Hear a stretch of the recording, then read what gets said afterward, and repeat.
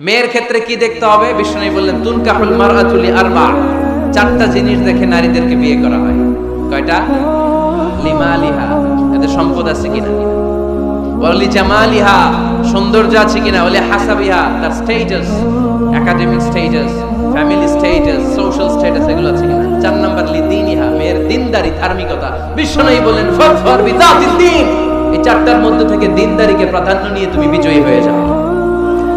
এজন্য যুবক ভাইয়েরা শুধু সৌন্দর্য দেখো না, আজকের সৌন্দর্য 3 বছর পরে 4 বছর পরে খুঁজে পাওয়া যাবে না, কিন্তু মেয়েটা যদি ধার্মিক হয়, ভদ্র হয়, নেককার হয়, তার পেটের ভেতর থেকে জন্ম নেবে বড় বড় আল্লাহর ওলি।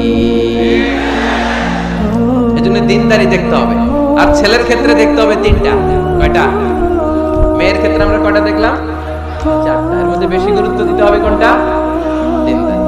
আর মেয়ের বাবা যারা আছেন বা মেয়ের বড় ভাই যারা আছেন, তারা যখন ছেলে খুঁজবেন তারা 3টা জিনিস দেখবেন। 1 নাম্বার, বিশ্বনবী বললেন ইযা জাআকুম মান তারদাউনা খুলুকাহু ওয়া দীনাহু ফাযাওইজুহু ওয়া ইল্লা তাফআলু তাকুন ফিতনাতুন ফিল আরদি ওয়া ফাসাদুন আরিদ। এমন কোন ছেলে যদি তোমার কাছে প্রস্তাব নিয়ে আসে, যেই ছেলের মধ্যে তুমি 2টা জিনিস দেখবা, তার চরিত্রও ভালো, তার দিনদারিও ভালো, তার কাছে বিয়ে দিয়ে দাও। 3টা জিনিস লাগবে ছেলের ক্ষেত্রে। এর মধ্যে এক হাদিসে 2টা পাওয়া যায়। এক হচ্ছে খুলুক, ভালো আচরণ। দেখতে হবে ছেলেটা গাঞ্জা টানে কিনা, ঠিক কিনা।